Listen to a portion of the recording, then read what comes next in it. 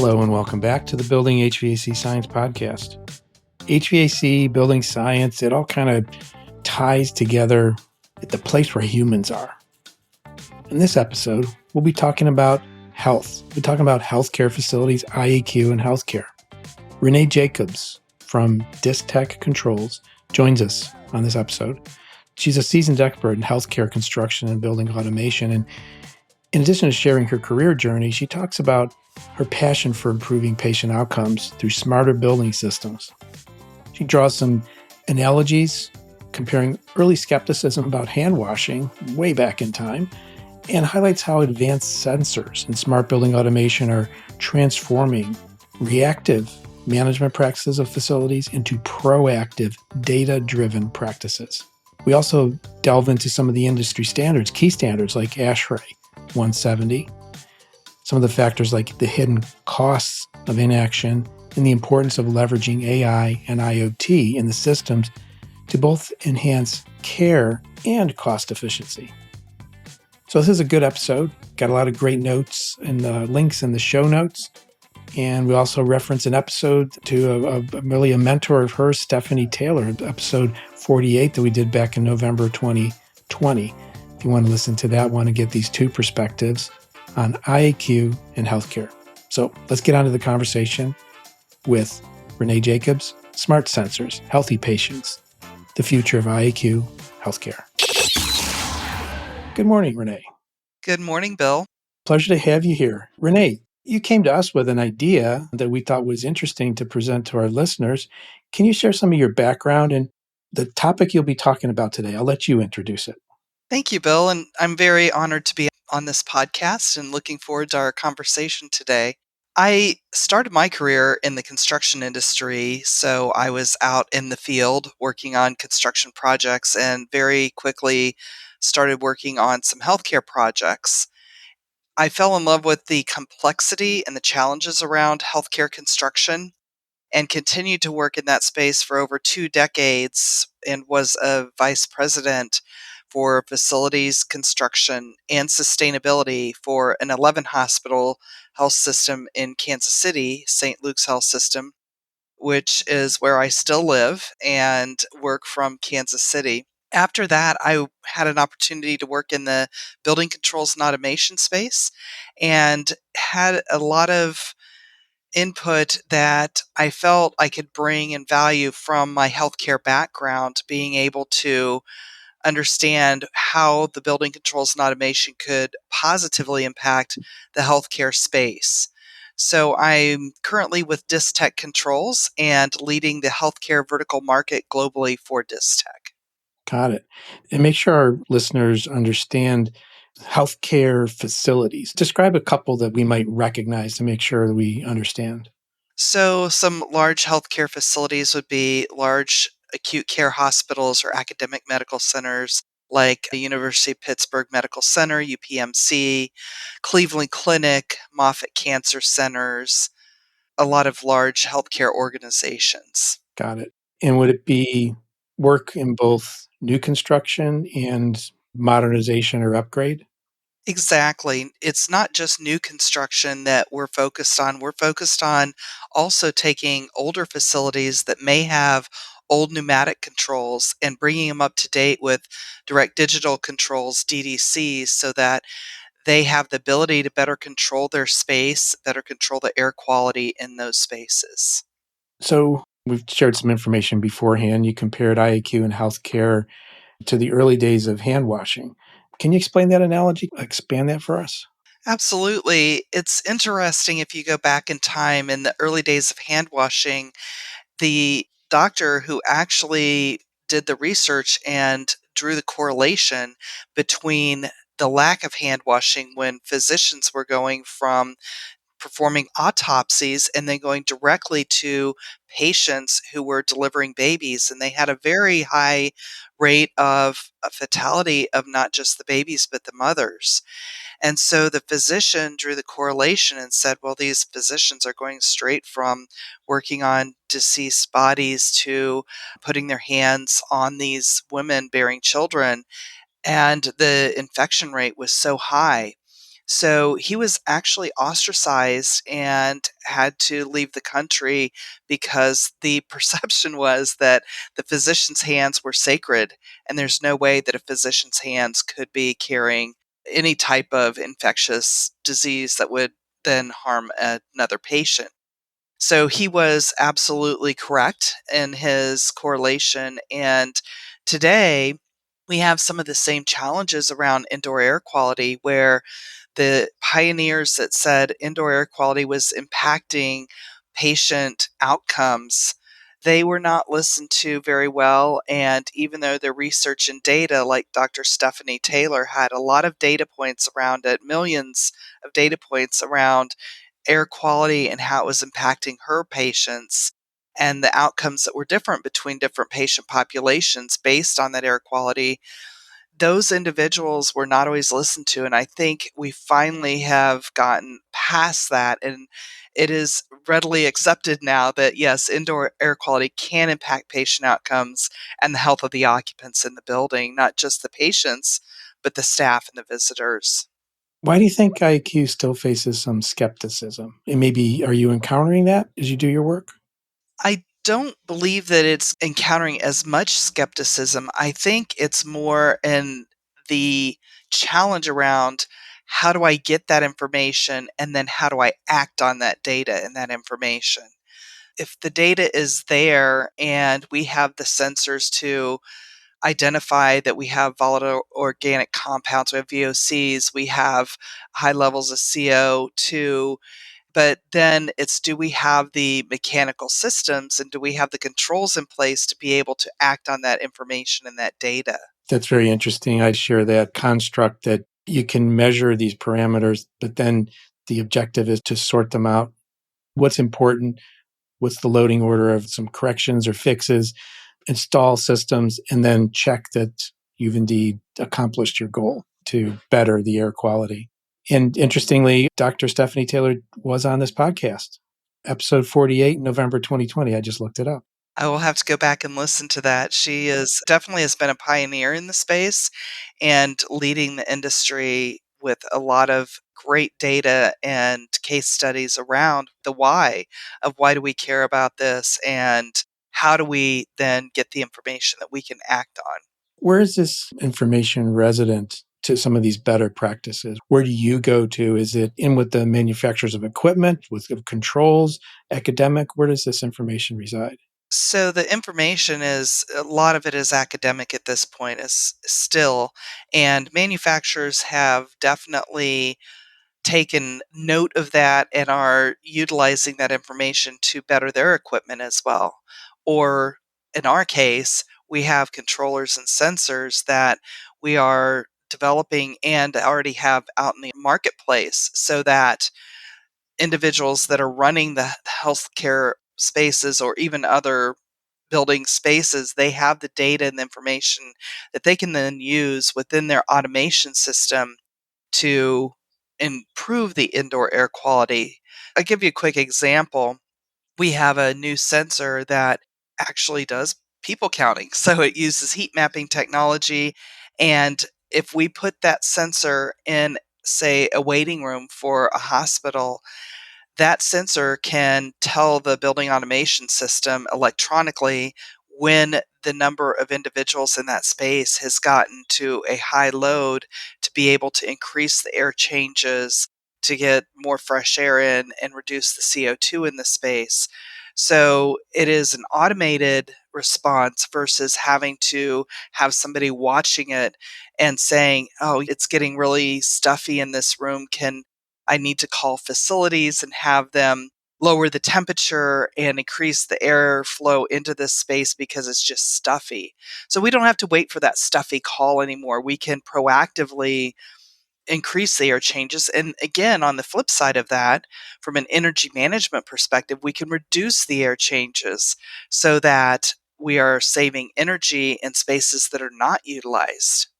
Got it. So it's interesting. I'm starting to see how all these things stack together in my mind. Healthcare facilities are a workplace, but they're a place where healthcare is ongoing and maybe special needs because there are patients there. And then overall, it's just not just, but it's building and energy management concerns have to be accounted for. Very interesting. Do you have any specific metrics that are typically looked at in terms of what the controls are doing or what the impact on the building? So there are codes, a lot of codes and standards in the healthcare space. The codes that dictate the air changes is ASHRAE 170. So when we look at that, it tells us what the relationships of the air pressure have to be for different spaces. It identifies what the air changes, how many air changes we have to have for a patient room versus an office versus an operating room. So there's a lot of codes that dictate what we have to do in that healthcare space. Is there a cost to inaction? Has that been accounted for or anything you could share with us anecdotally? I always say there's a cost of inaction. There's the cost of doing nothing or inaction. And many times that cost can be patient outcomes. It can be that somebody gets a healthcare associated infection in an OR because the air changes aren't right, or we're not bringing in enough fresh air, or the air pressure relationships in the operating room are not correct. We're not producing positive air pressure. So there's a lot of different impact of doing nothing.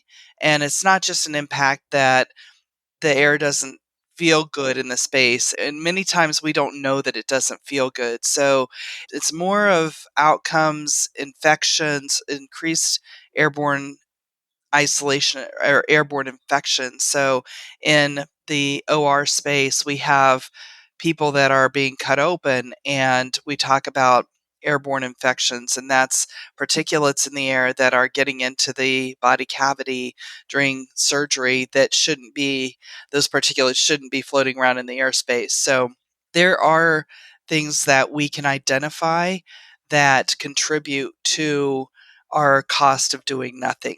So annually, a healthcare organization can realize anywhere from 20, 30, 40, 50 million dollars. And as a healthcare industry, it's in the billions. So it's about 60 plus billion annually that we realize in the cost of healthcare associated infections. Now, not all of those are coming from the air, but those are the healthcare associated infections that we realize annually. Now, you mentioned beforehand you might have like a particular project that you could walk us through in terms of starting conditions and ending performance. Could you do that for us? So, one project we were engaged in was utilizing our Atrius energy and sustainability platform, and a hospital system was challenged not just with the air quality, but they did not have accurate tracking, or I would say efficient tracking of their utility bills to understand where their energy was being utilized for their health system. They were still tracking it on spreadsheets and manually. With our Atrius system, we were able to bring that automation to that process so that they can not only identify their energy consumption and where they were consuming excess energy and how they could reduce that energy, they were also able to take a look at their air quality. So they achieved a Better Buildings Award from the Department of Energy through their use of our Atrius Energy and Sustainability platform. So a lot of times in healthcare, it's having visibility to the data. And many healthcare organizations struggle with that. They have their building automation system, they get their utility bills, they're tracking it in disparate systems. So, bringing that all together and having that visibility to act on is really important. It's a chore to collect data for sure. And then you have to think about acting on it. So it makes a lot of sense to put in systems like these. You'd mentioned there the word manually tracking. Can you elaborate a little bit more on what are any other downsides or risks to maintaining a manual track? So, when hospitals or any organization would manually track their data, for instance, indoor air quality, if they have the sensors and if it's a manual process, that could take hours, days, even months to be able to see that data to then enact to create a remedy for, say, high CO2 space, or we've got a lot of VOCs in this space, and it's creating a nuisance for not just human health, but it smells in the space and it's creating a distraction to the caregivers. So, if we have that instantaneously or automated in some way, shape, or form, we have that information. We can get alarms, alerts through our building automation system and act on it immediately versus looking at it in the rearview mirror and saying, wow, we had a problem 2 weeks ago. Oh, yeah, the nursing staff called and complained about this, but we went in and tried to make changes. It took a while, and we're not sure that we really were able to make the changes to impact that. So if we have the sensors, we can know that we made changes that impacted that situation. It's a lot more satisfying for the people that are in the position of making the changes to know that they've actually had some impact. Now, I can imagine a healthcare system or even just a facility, a huge project. Would there be a certain loading order, like a certain prioritization that you would advise in general, or is it site specific? I think getting visibility to the data is the very first step. So putting some type of software, and I mentioned our Atrius Energy and Sustainability is an excellent solution to be able to start aggregating that data and seeing it all in one pane of glass or one dashboard. So it's getting that system, whatever that system is, to be able to visualize the data. That's number one. And then putting a plan of action in. Once we see this data, how are we going to act on it? I think the third step then is identifying spaces where sensors are going to help. And there's a number of sensors out there that can help give that early warning system. So they can be out there sensing things way before the human body can sense it. And we can utilize that not just as that early warning system, but we can utilize that as well for lowering our costs around HVAC. And for most hospitals, if they're operating on a 5% operating margin, which is a pretty robust margin for most hospitals in the United States, if we can save $1 of energy, that's the equivalent of $20 in patient revenue.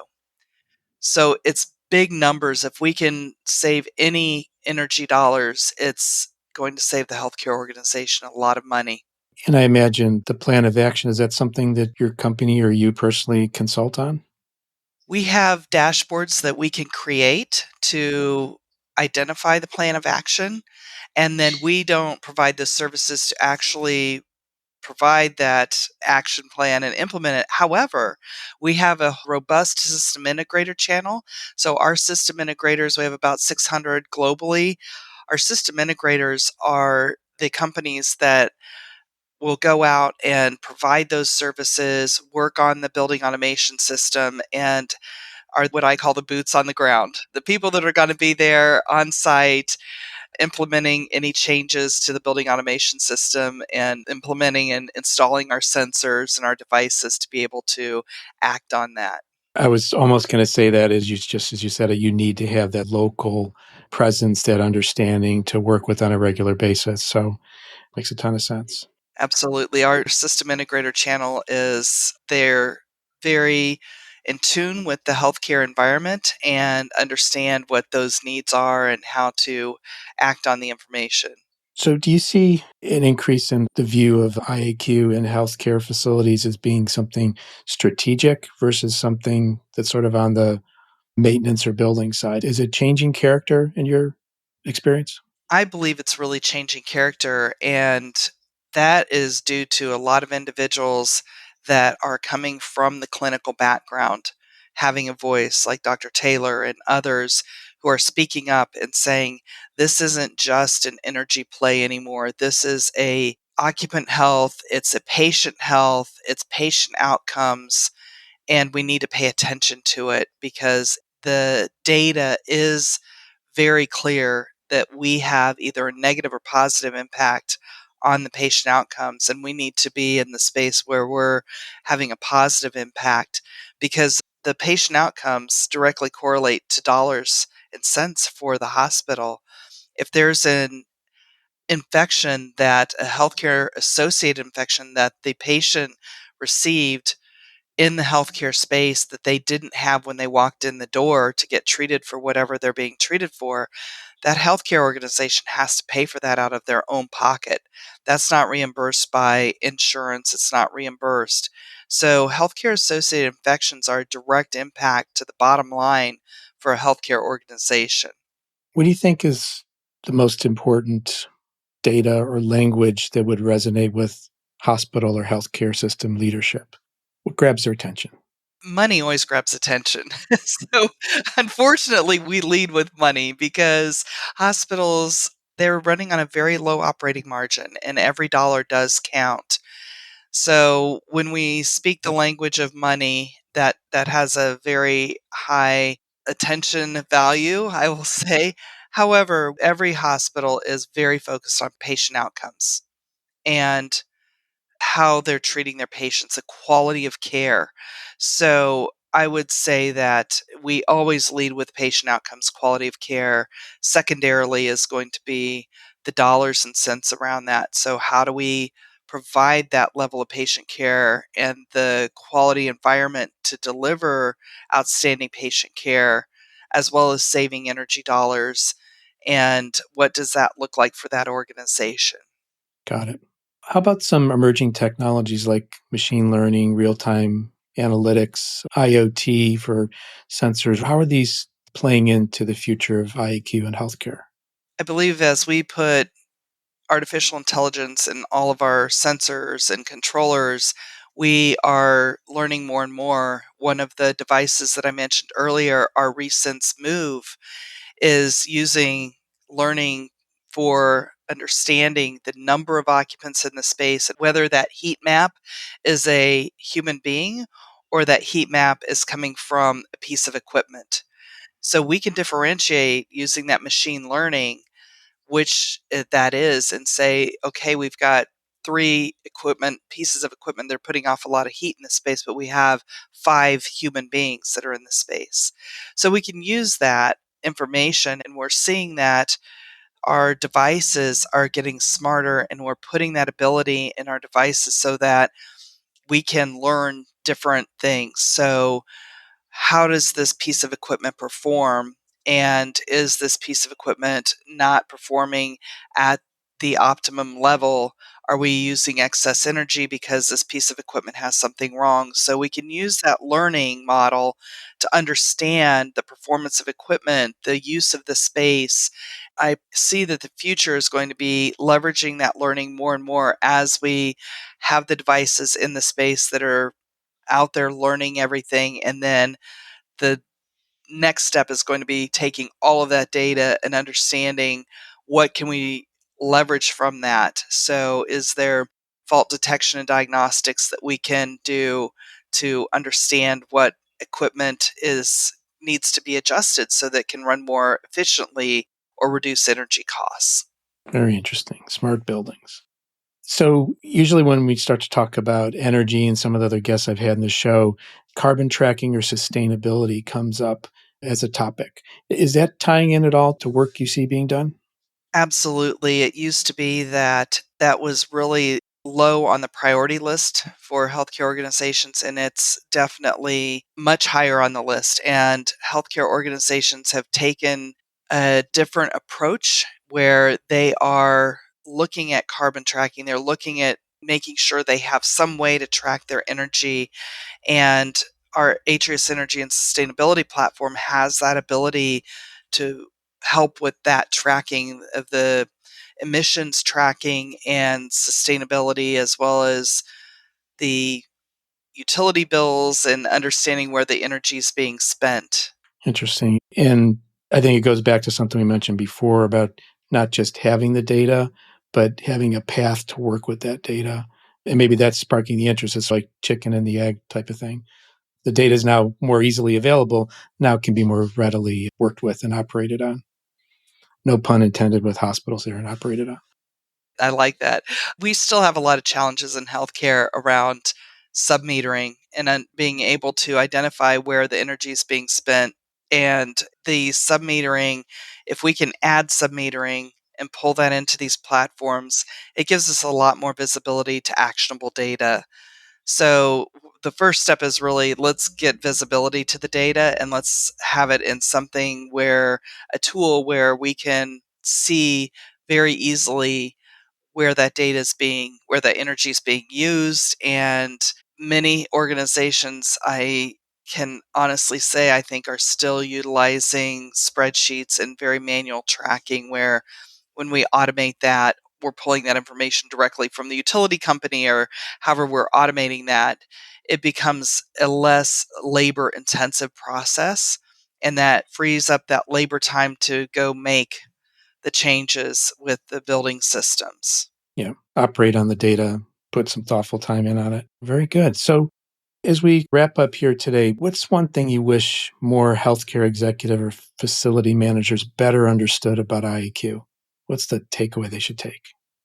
I think the takeaway that I would like to communicate is that it is not as complex as we make it out to be. There are sensors, there's systems that do a lot of the work for us. So putting in those systems and the sensors, the network of the smart IAQ sensors to be able to measure the humidity, the particulate matter, the CO2, having those sensors do the work for you, and then a system to help you automate the data and assimilate the data into actionable insights to where you can modify your building automation system is not as insurmountable as it feels. Sometimes I think it feels very overwhelming, that it's going to cost a lot. It's going to be a lot of work for my staff to understand it. And I don't believe that's the case anymore. I think many years ago, it probably was very difficult to get that information. But with all of the smart sensors and the communication with the building automation system, and we can even get to the point where we're automating the responses so we don't have to dispatch a technician to go adjust a thermostat anymore. That can be done automatically through the automation system. So it's not as large of a lift as it used to be. It's more of an investment that's a strategic investment in the facility for healthier patients, better outcomes, healthier space for the staff and all the occupants of the building. So I think the big message is it's not as big a lift as it used to be. And you go to the organizations in your community and reach out to the people that support your facility and ask how they can help you do that in an easy, more turnkey fashion. So what's the best way to follow up if we pique some interest from listeners? Is there a website, or what's the best way to learn more from you and your company? For me and my company, we have a website. It's www.distech-controls.com. And on that website, we have a link to our different resources, our vertical markets, some of the case studies that we've had for different facilities. So a lot of information there, and also a link to reach out to us. Very good. I'll be sure to put that in the show notes for listeners. If they didn't catch it, they could just click on the link from the notes. Thank you.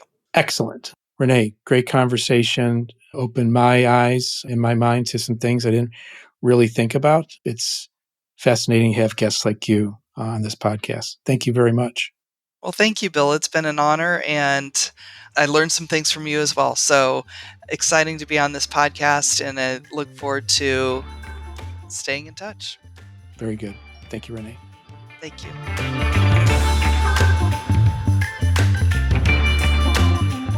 Well, thank you again for listening to this episode of the Building HVAC Science Podcast. Hopefully, you pulled a few nuggets of information out of this. I've got 3 quotes I'm going to share with you here just to leave you with an imprint of the message. IAQ is no longer just a maintenance issue. It's a strategic lever for improving patient outcomes and financial performance in healthcare. Also, saving a single dollar in energy for a hospital is like generating $20 in patient revenue. And the big message that Renee leaves us with, it's not as big a lift as it used to be. smart IAQ solutions are now turnkey and data-driven. Thanks again for listening to this podcast, which is a production of TrueTech Tools Limited. In full disclosure, I'm an owner of TrueTech, and the opinions expressed are those of my guests, myself, my co-host, depending on who is speaking, of course. If you're in the market for any tools or test instruments mentioned in the podcast or looking just in general, take a look at what TrueTech Tools has to offer, www.trutechtools.com. And you can use the offer code HVACBS for a nice discount. Thank you for listening to and following us on Building HVAC Science. We look forward to having you back next time to listen to what new topics we have to cover. Thanks and take care.